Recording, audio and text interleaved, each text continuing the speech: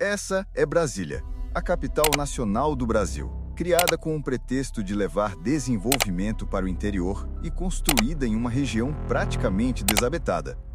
Mas como essa cidade, que por décadas foi vista como um símbolo do futuro e da modernidade, acabou se tornando o símbolo da corrupção e da desgraça nacional. No vídeo de hoje, eu vou mostrar como Brasília, que nasceu como uma promessa messiânica, se transformou em uma cidade que perpetua o sistema político corrupto, concentrando poder, favorecendo elites e mantendo políticas que beneficiam apenas alguns. Vamos analisar história, política, dinheiro, leis e redes de influência que transformaram a capital em um epicentro da corrupção do Brasil. Antes de 1960, ou seja, antes da inauguração de Brasília, a capital nacional do Brasil estava no Rio de Janeiro. Mas por que justamente lá? A cidade se desenvolveu no final do ciclo do ouro, já que o porto do Rio de Janeiro era o mais próximo de Minas Gerais, facilitando o escoamento de riquezas e atraindo investimentos e população para a região. O momento decisivo foi a vinda da corte portuguesa em 1808, forçada pelas tropas de Napoleão. A presença da família real consolidou o Rio de Janeiro como capital nacional, centralizando decisões políticas e administrativas. Diferente de Brasília, que concentra os três poderes, executivo, legislativo e judiciário, em um mesmo eixo, no Rio os poderes estavam relativamente mais dispersos entre os bairros da cidade. Não era uma distância enorme, mas havia uma descentralização natural, consequência do crescimento orgânico da cidade, diferente do planejamento rígido de Brasília. E aí, de onde veio a ideia? De onde surgiu a ideia de mudar a capital do litoral para o centro do país? Ela surgiu no Império como um meio de defesa das costas. Foi uma questão mais geopolítica em si, porque como estava no litoral, isso facilitava, por exemplo, invasões. E aí, essa ideia de transportar a capital nacional para o centro do país nasceu no Império e, praticamente, os presidentes foram empurrando com a barriga essa ideia. Tanto que na própria Constituição de 1946 já previa a mudança da capital. Só que ninguém teve coragem de fazer isso justamente porque o Brasil não estava preparado para isso. E adivinha quem topou essa ideia? Esse foi um desastre. A ideia continuou sendo discutida ao longo dos anos, mas nenhum presidente se dispôs a concretizá-la por dificuldades logísticas e econômicas. Ela aparece inclusive na Constituição de 1946, que previa a possibilidade de mudança, mas o país ainda não estava preparado para executar uma obra tão grande e complexa. O projeto finalmente saiu do papel durante o governo de Juscelino Kubitschek, que transformou a ideia em realidade com um plano de metas e a construção de Brasília. De certa forma, foi um desastre político e social, porque embora a cidade tenha sido planejada e moderna, o custo humano, financeiro e logístico foi enorme, desde a migração de trabalhadores nordestinos para a construção até a criação de regiões periféricas sem infraestrutura adequada. A gente teve três motivos principais para a migração da capital do litoral para o centro do país. O primeiro motivo era o distanciamento das elites cafeicultoras. Uma capital no centro do país enfraquecia o poder político de latifundiários e elites regionais, algo que já acontecia durante a República Velha. O segundo motivo, como eu expliquei antes, era geopolítico. Uma capital no litoral era como colocar isca para peixe, vulnerável a invasões externas e ameaças estratégicas. Transferir a capital para o interior aumentava a segurança nacional.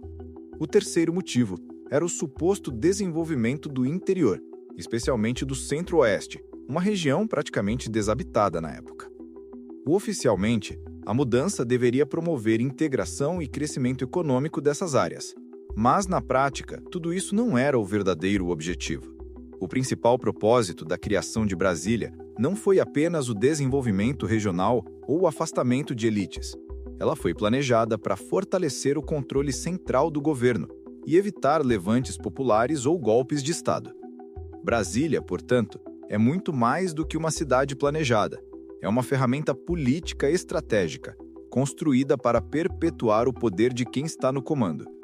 Tanto que, se a gente observar um padrão histórico, era muito mais fácil dar golpes de Estado no Rio de Janeiro do que em Brasília.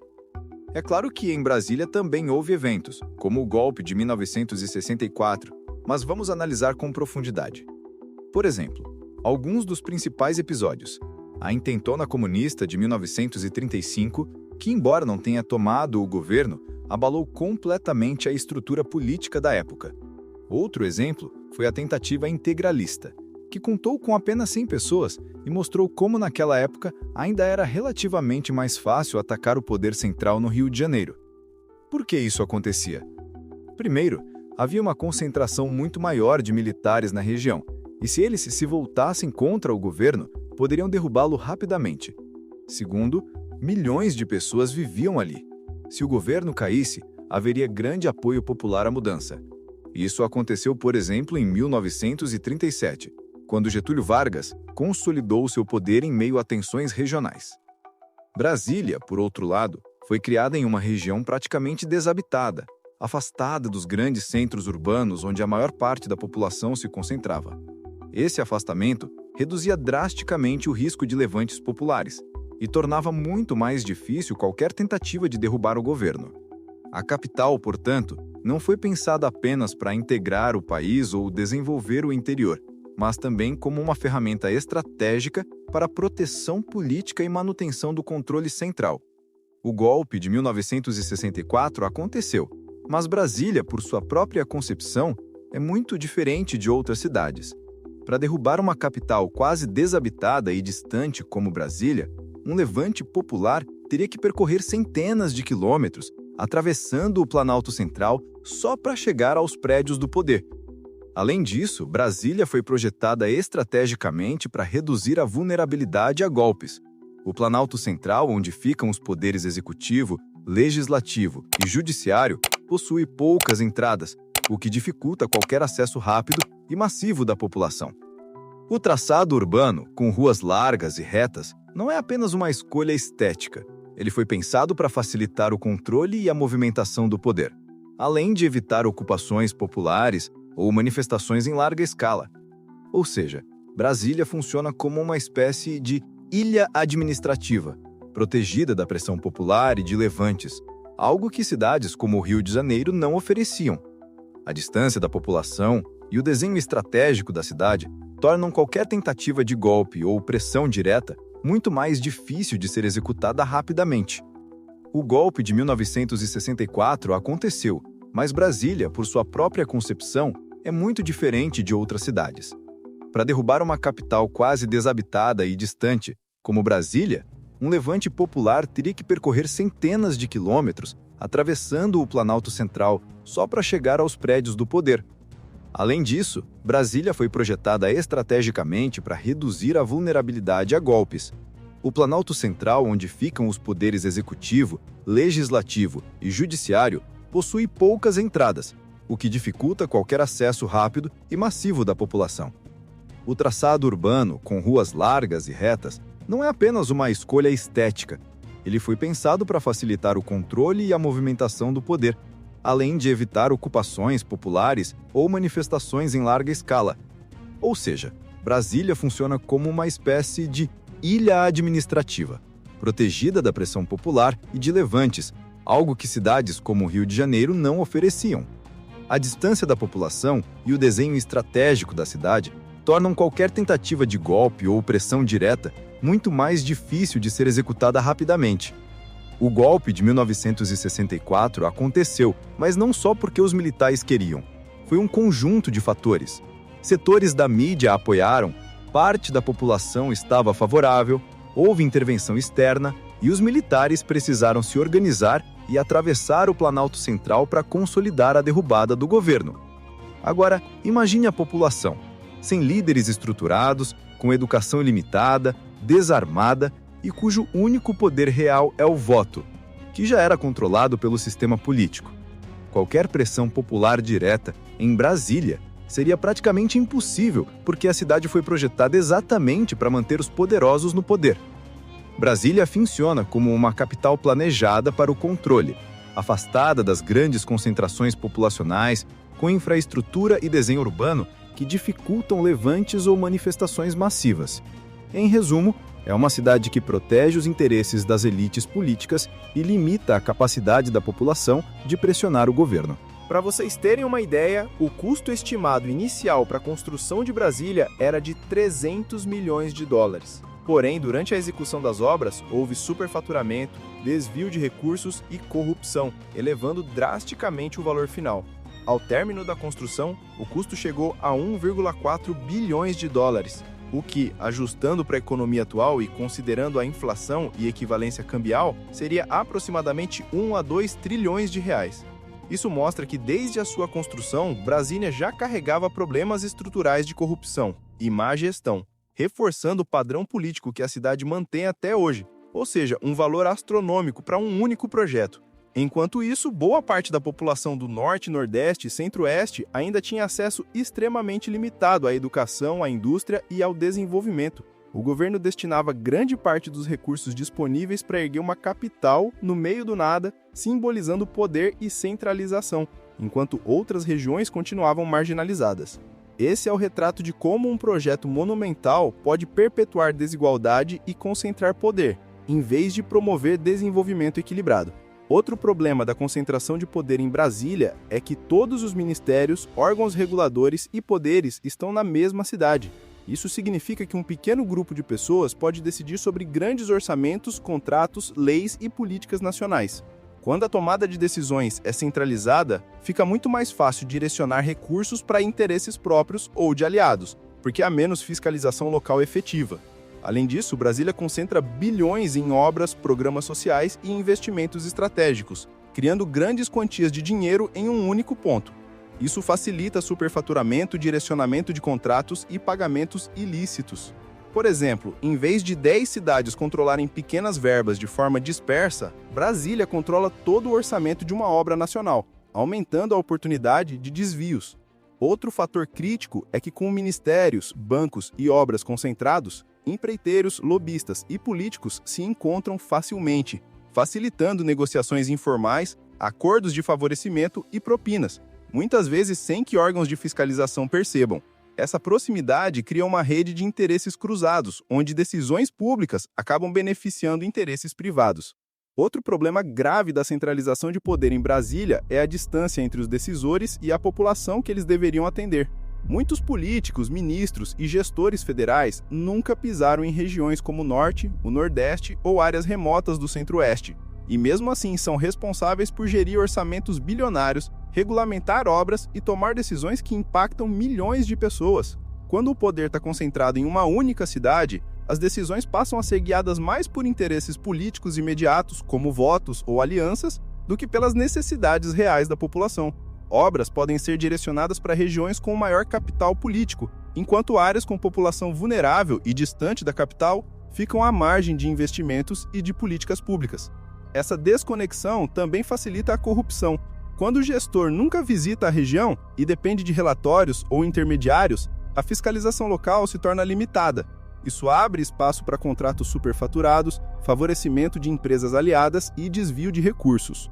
A população dessas regiões muitas vezes nem sabe que projetos estão sendo decididos sobre suas vidas, criando um ciclo em que o poder político beneficia poucos enquanto a maioria continua abandonada. Em resumo, a concentração de poder em Brasília não é apenas sobre dinheiro ou autoridade, é também sobre ignorância e distanciamento, um fator estrutural que perpetua a desigualdade, favorecimento e corrupção no Brasil. Criticar é fácil, mas propor soluções exige visão estratégica. Até agora identificamos 3 problemas estruturais em Brasília: a concentração absoluta de poder e recursos, o distanciamento físico e político dos gestores e a falta de pressão popular efetiva. Esses 3 fatores criam um ambiente perfeito para favorecimento, corrupção e decisões que ignoram regiões mais vulneráveis do país.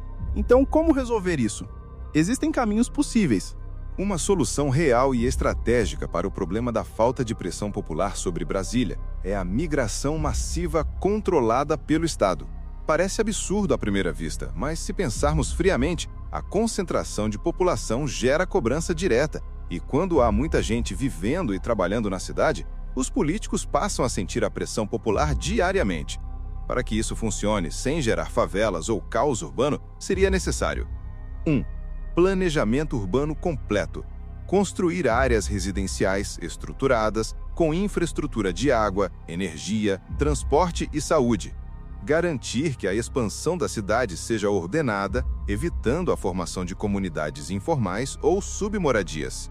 2. Migração gradual e controlada. Transferir trabalhadores, servidores públicos, profissionais de diferentes regiões e suas famílias, com foco em ocupar Brasília de maneira equilibrada e produtiva. Priorizar profissionais capacitados e criar incentivos para a fixação da população, evitando rotatividade alta que desestabilize a cidade. 3. Desenvolvimento econômico paralelo. Criar oportunidades de emprego formal ligadas à presença desses migrantes, evitando que a migração leve a subempregos ou informalidade extrema. Estimular indústrias, serviços e comércios para que o crescimento populacional não dependa apenas da burocracia e do governo. 4. Fiscalização e responsabilização. Com mais cidadãos na cidade, cresce também a pressão para transparência em obras, contratos e políticas públicas. O acompanhamento popular cria um ambiente de responsabilidade. Decisões erradas ou favorecimento político são mais facilmente denunciados e combatidos.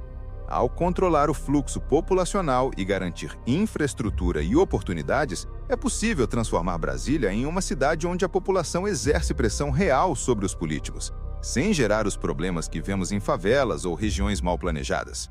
Assim, a população deixa de ser distante e passiva e se torna um mecanismo ativo de fiscalização e cobrança sobre o poder centralizado. Para resolver o problema da ausência de políticos nas regiões mais distantes e de baixa presença de votos, precisamos criar incentivos inteligentes para que eles visitem essas regiões, entendam suas demandas e apresentem propostas eficazes. A ideia não é obrigar, porque obrigar cria burocracia e travamento de projetos. Ao invés disso, criamos incentivos claros e mensuráveis: reconhecimento público, bônus de eficiência, acesso a fundos especiais ou destaque em programas estratégicos para políticos que efetivamente escutarem a população local e apresentarem soluções concretas. Além disso, serão criados conselhos regionais de participação, com representantes da população, técnicos e líderes locais para orientar e validar propostas.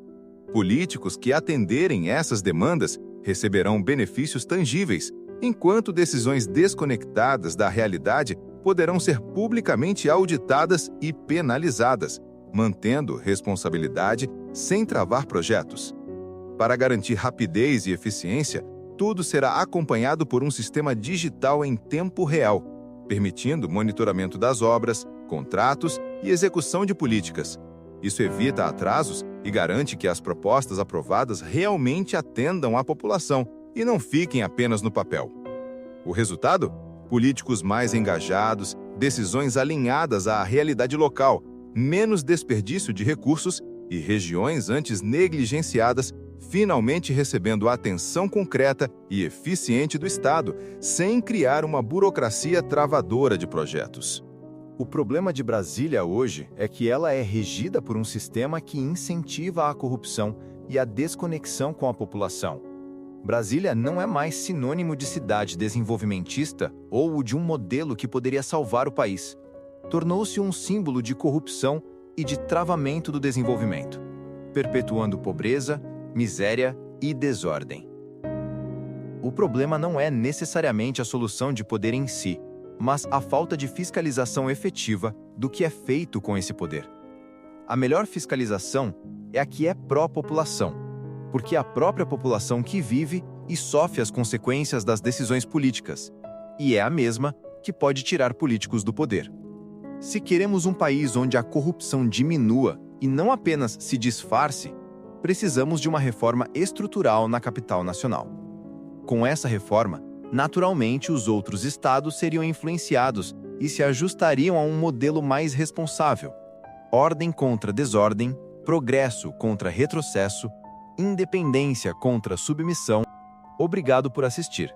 E se você quer entender como o crime funciona, como atua e como resolver definitivamente o problema que mantém milhões em pobreza e desigualdade, além de compreender o papel do Estado nisso, assista ao meu último vídeo. Obrigado por assistir.